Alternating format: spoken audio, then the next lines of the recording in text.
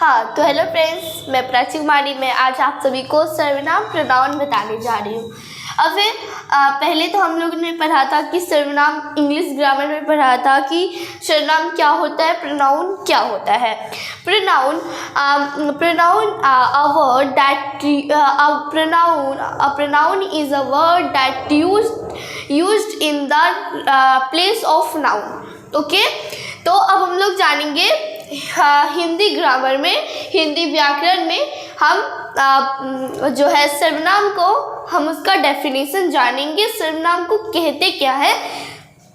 और हम जो है सिंपल से सिंपल डेफिनेशन में हम लोग जानेंगे, जो आपको हमेशा दिमाग में रहेगा। ठीक है, जैसे कि सर्वनाम प्रोनाउन क्या है? संज्ञा के स्थान पर प्रयोग होने वाले शब्द सर्वनाम कहलाते हैं। अब ये भी वही है जो इंग्लिश ग्रामर में हम लोग ने पढ़ा था कि जो सर्वनाम ये होता है जो संज्ञा के स्थान पर आता है। ठीक है, संज्ञा के स्थान पर आता है।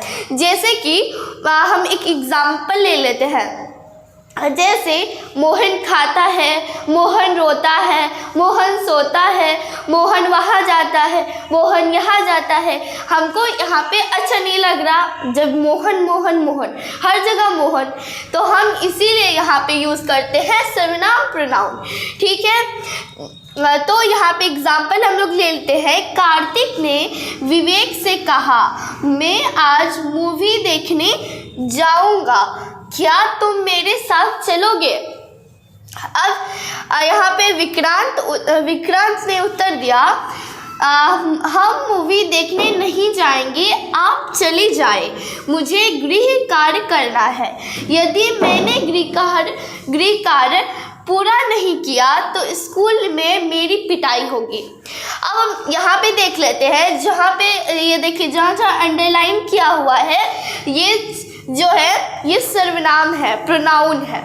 ठीक है, तो अब देख लेते हैं ये जैसे कि मैं हो गया, तुम मेरे, मतलब और हम, मैंने, मुझे, मेरी, ये जो जितने सारे हैं ये सब सर्वनाम है, प्रोनाउन है। अब देख लेते हैं सर्वनाम मैं, तुम, मेरे, हम, आप, मुझे, मैंने, मेरी, ये सब सर्वनाम के भेद। अब हम लोग जान लेते हैं, हम लोग सर्वनाम के डेफिनेशन पढ़ लिए, अब एग्जाम्पल भी देख लिए। अब हम लोग जानेंगे काइंड्स ऑफ प्रोनाउन, सर्वनाम के कितने भेद होते हैं। अब आगे चलते हैं। सर्वनाम के 6 भेद होते हैं। सर्वनाम के कितने भेद होते हैं? 6 भेद होते हैं इन इंग्लिश ग्रामर।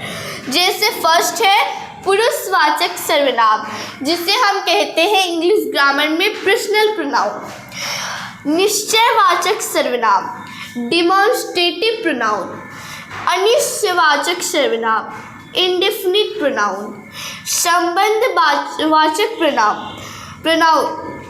सर्वनाम, रिलेटिव प्रोनाउन। प्रश्नवाचक सर्वनाम, इंटेरोगेटिव प्रोनाउन।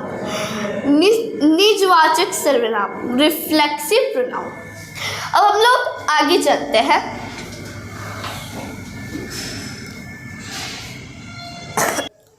अब हम लोग फर्स्ट पढ़ लेते हैं पुरुषवाचक सर्वनाम, पर्सनल प्रोनाउन। पुरुषवाचक सर्वनाम होता क्या है? अब हम लोग डेफिनेशन जानेंगे। जिन सर्वनाम शब्दों से तीनों पुरुष अर्थात कहने वाले, सुनने वाले या जिसके बारे में बात कही जा रही है वो ठीक का बोध होता है, उन्हें हम पुरुषवाचक सर्वनाम कहते हैं। अब जैसे मैंने तुम्हें कहा कि विवेक कल पटना जाएगा, तो यहाँ पे मैंने और तुम्हें ये हो जाएगा पुरुषवाचक सर्वनाम। ठीक है, अब देख लेते हैं पुरुषवाचक सर्वनाम के कितने भेद होते हैं। पुरुषवाचक सर्वनाम के 3 भेद होते हैं। जैसे उत्तम पुरुषवाचक सर्वनाम, यहाँ पे मैं, मेरा, मुझे, हम, हमारे, ये जो उत्तम पुरुषवाचक सर्वनाम है, हम इसे इंग्लिश में फर्स्ट पर्सन कहते हैं। और है मध्यम पुरुषवाचक सर्वनाम। मध्यम पुरुषवाचक सर्वनाम इसे हम सेकेंड पर्सन कहते हैं। ये सुनने वाले को कहते हैं, जैसे तुम, तू, तुम, तुम्हारा, आप, आपका। ठीक है। अब है अन्य पुरुषवाचक सर्वनाम। अन्य पुरुषवाचक को हम लोग थर्ड पर्सन कहते हैं, जिनके बारे में बात कहा जा रहा है, जैसे वह, वे, उसकी, उसे, उनकी, उन्हें। अब ये जो उत्तम पुरुषवाचक सर्वनाम है, हम इसे जो बोलता है उसे हम कहते हैं उत्तम पुरुषवाचक सर्वनाम, और मध्यम पुरुषवाचक सर्वनाम को सुनने वाले को कहते हैं, और अन्य पुरुषवाचक सर्वनाम जिसके बारे में हम बात कर रहे हैं। जैसे एग्जाम्पल में, जैसे कि वह कल पटना जाएगा, तो हम उस, जैसे कि वह कल, जो बोल रहा है वो फर्स्ट पर्सन, जो सुन रहा है वो सेकेंड पर्सन, और जिसके बारे में बात हो रही है वो हो जाएगा थर्ड पर्सन। ओके, तो वही यहाँ पे है, मैंने तुम्हें कहा कि विवेक कल पटना जाएगा। ठीक है। अब है निश्चयवाचक सर्वनाम। निश्चयवाचक सर्वनाम डिमॉन्स्ट्रेटिव प्रोनाउन। डिमॉन्स्ट्रेटिव प्रोनाउन क्या होता है देख लेते हैं। जो सर्वनाम शब्द किसी व्यक्ति, वस्तु का निश्चय पूर्वक बोध कराते हैं, हम उसे निश्चयवाचक सर्वनाम कहते हैं। अब जो सर्वनाम जो व्यक्ति या वस्तु का निश्चय पूर्वक बोध कराता हो, जो हमें निश्चय पूर्वक बोध कराता हो, निश्चय पूर्वक मतलब वो डेफिनेटली उस पर बोध कराता हो, तो हम उसे निश्चयवाचक सर्वनाम कहते हैं। अब देख लेते हैं, यही वह चोर है जिसने मेरी गाड़ी चुराई। तो अब यहाँ पे हो जाएगा वह, तो यहाँ पे निश्चय कर रहा है, निश्चय पूर्वक है कि वो उसका गाड़ी चुराया है, तो यहाँ पे वह हो जाएगा निश्चयवाचक सर्वनाम, और ये भी मेरी भी हो जाएगा सर्वनाम। अब है, ये लोग उस व्यक्ति की पूजा क्यों कर रहे हैं, तो यहाँ पे जो ये लोग और उस हो जाएगा, ये निश्चयवाचक सर्वनाम है। अब है, वह कोई भगवान तो नहीं, और यहाँ पे वह भी हो जाएगा। ये लोग उस व्यक्ति की पूजा क्यों कर रहे हैं, वह कोई भगवान नहीं। तो अब हम लोग आगे चलते हैं। तो फ्रेंड्स, अब हम लोग आगे चलते हैं। हम लोग थर्ड का पढ़ेंगे।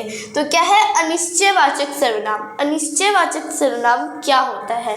अनिश्चयवाचक सर्वनाम जिन सर्वनाम शब्दों से किसी निश्चित व्यक्ति, वस्तु का बोध नहीं होता, उन्हें हम अनिश्चयवाचक सर्वनाम कहते हैं। अब लोग निश्चयवाचक सर्वनाम में निश्चित पूर्वक होता है, और यहाँ पे उसका उल्टा है, ऑपोजिट है। यहाँ पे जो है जिन सर्वनाम शब्दों से किसी निश्चित पूर्वक व्यक्ति तथा वस्तु का बोध नहीं होता, हम उसे अनिश्चयवाचक सर्वनाम कहते हैं। ठीक है। अब एग्जाम्पल में, मैं किन्हीं कारणों से पुस्तक मेला देखने नहीं जा सका, और आजकल विद्यालयों में किसी भी विषय पर खुलकर चर्चा हो सकती है। अब जहाँ पे अंडरलाइन किया हुआ है, ये जो है ये अनिश्चयवाचक सर्वनाम है। अब जैसे अब लोग आगे चलते हैं, संबंधवाचक सर्वनाम। संबंधवाचक सर्वनाम क्या होता है? वे सर्वनाम जो परस्पर संबंध बताते हैं, उन्हें हम संबंधवाचक सर्वनाम कहते हैं। अब वह सर्वनाम व प्रोनाउन जो संबंध बताता हो एक दूसरे के बीच, हम उसे संबंधवाचक सर्वनाम कहते हैं। एग्जाम्पल, जैसी करनी वैसी भरनी। तो यहाँ पे जैसी और वैसी जो है ये संबंधवाचक सर्वनाम है। ठीक है। और अब हम लोग एक और एग्जाम्पल जान लेते हैं, जिसकी लाठी उसकी भैंस। तो जिसकी लाठी उसकी, तो जिसकी और उसकी जो हो गया ये संबंधवाचक सर्वनाम हो गया। अब वे प्रश्नवाचक सर्वनाम। प्रश्नवाचक सर्वनाम क्या होता है? जिन सर्वनाम शब्दों से प्रश्न का बोध हो, हम उसे प्रश्नवाचक सर्वनाम कहते हैं। अब जैसे कि एग्जाम्पल में तुम कैसे हो, तो यहाँ पे जो है कैसे जो है मतलब यहाँ पे प्रश्न कर रहा है तुम कैसे हो, तो यहाँ पे कैसे हो जाएगा प्रश्नवाचक सर्वनाम। और कौन से, तुम कौन से विद्यालय में पढ़ते हो, तो यहाँ पे कौन से जो हो जाएगा ये हो जाएगा प्रश्नवाचक सर्वनाम। और एग्जाम्पल तुम कब पटना जा रहे हो, तो यहाँ पे कब हो जाएगा प्रश्नवाचक। अब हम लोग आगे क्या है निजवाचक सर्वनाम। निजवाचक हाँ, तो यहाँ पे क्या है जिन सर्वनाम शब्दों से निजत्व का स्वयं का बोध होता है उन्हें हम निजवाचक सर्वनाम कहते हैं। अब है जो सर्वनाम उन सर्वनाम को कहते हैं जो स्वयं का बोध कराता हो, स्वयं का बोध कराता हो, हम उसे निजवाचक सर्वनाम कहते हैं। जैसे मैं खुद चला जाऊंगा, वह स्वयं खाना बनाती है, तो जहाँ पे वो स्वयं का मतलब तो निजवाचक सर्वनाम में एक और चीज़ होता है जो यहाँ पे कर्ता और को जो कर्म होता है वो दोनों ही स्वयं होता है, ठीक है। जिससे मैं खुद चला जाऊँगा, तो यहाँ पे कर्ता और कर्म जो है वो खुद मतलब स्वयं हो रहा है। अब है सही मिलान कीजिए, सही मिलान कीजिए, तो ये क्वेश्चन है। तो फर्स्ट का है पुरुषवाचक सर्वनाम। तो पुरुषवाचक सर्वनाम का हम लोगों ने पढ़ा था थर्ड, तो यहाँ पे ये जो हो जाएगा पुरुषवाचक सर्वनाम 4 हो जाएगा, मैं तुम वह, ठीक है। अब है निश्चयवाचक सर्वनाम। निश्चयवाचक सर्वनाम क्या हो जाएगा, तो यहाँ पे हो जाएगा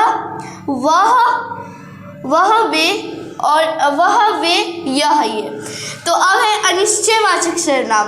अनिश्चयवाचक सर्वनाम तो हम लोगों ने पढ़ा था कि यहाँ पे अनिश्चयवाचक सर्वनाम में जिन सर्वनाम शब्दों से किसी निश्चित वस्तु का बोध नहीं चलता है, पता नहीं चलता है, तो अनिश्चयवाचक सर्वनाम क्या हो जाएगा कोई और कुछ। प्रश्नवाचक सर्वनाम क्या और कौन। संबंधवाचक सर्वनाम जिसकी और उसकी। और निजवाचक सर्वनाम स्वयं और खुद। तो फ्रेंड्स आप लोग को ये वीडियो अच्छा लगा होगा तो आप लोग लाइक एंड सब्सक्राइब ज़रूर कीजिएगा। और 7th 8th 9th क्लास के जो भी बच्चे होंगे और जिनको ये समझ में नहीं आया होगा, जिसको कुछ प्रॉब्लम होगा तो हम लोग उसके बारे में वीडियो लेके आएंगे नेक्स्ट चैप्टर में। तो थैंक यू।